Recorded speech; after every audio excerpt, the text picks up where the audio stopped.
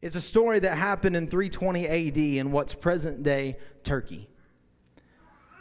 There was legions of soldiers at the time, which was estimated to be 3,000 to 6,000. And of this one specific group, there was 40 that refused to serve idols and refused to serve the emperor at the time. And these soldiers had a conversation. The governor had a conversation with these soldiers and said, I need you to do this. I'm trying to be nice about it. I need you to do what you're supposed to and reverence this emperor as your God. And collectively, they refused. It's known as the 40 Martyrs of Sevost. They said, the quote of it is, "We will not sacrifice. To do so is to betray our holy faith." So after much back and forth, the governor had an idea. He said, "I will promote any of you that will step out right now. I will promote you to the highest rank I can give you." Not one budged. They were in perfect unity. They went back and forth and wouldn't budge.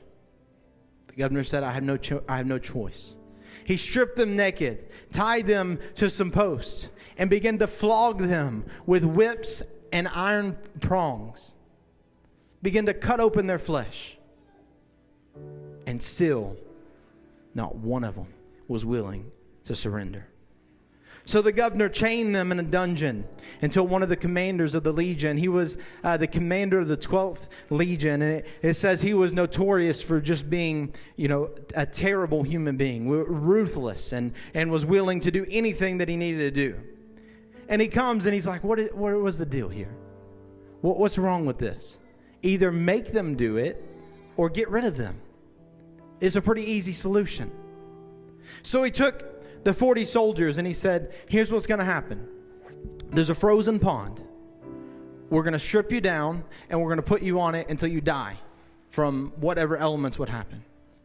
And the story in this article, not even Christian based, I don't think this article was just kind of from a historical standpoint, begins to say that they begin to strip off their own clothes and run willingly towards the pond, singing praises to the Lord, declaring their obedience to the only one Lord.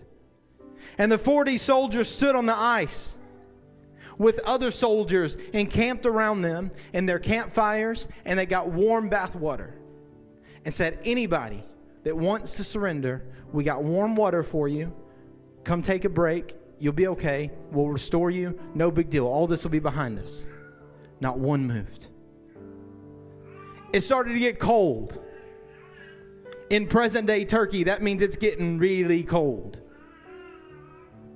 And the people begin to literally freeze to death. One by one, they begin to die. I missed one important piece. I started not to say it, but let me back up and say this piece. As they're getting to where they're at, they begin to pray that God would reward them with this crown that we read about. And so now they're there and night begins to happen and they begin to die. One by one. Dying. Dying. Dying. It's way into the night. And almost all of them have been dead. And the story says that one of the soldiers begins to shout and declare that there's an angel coming down from heaven with crowns.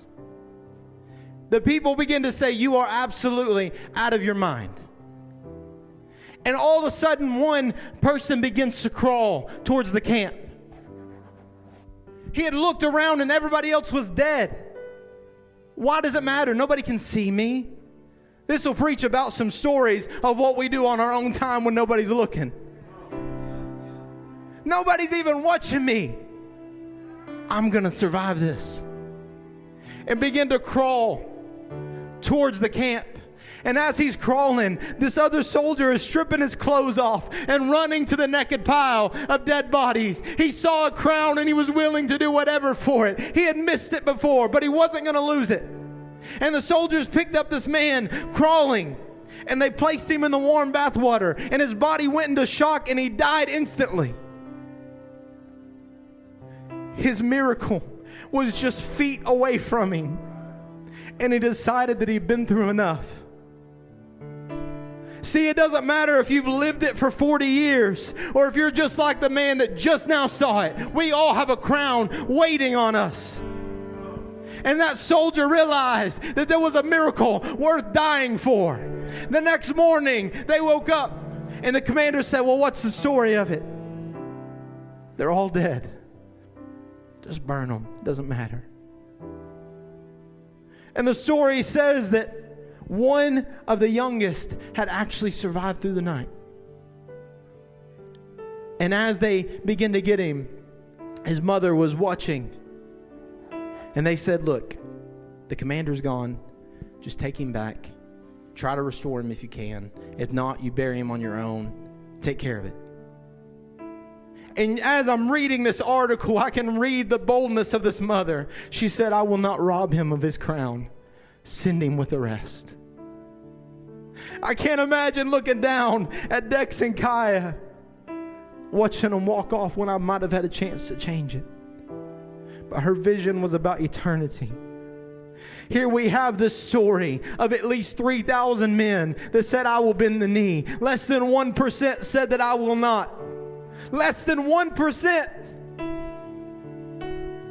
And at the very end, their crown was knocking on their door. And one was willing to answer it, along with the other 39.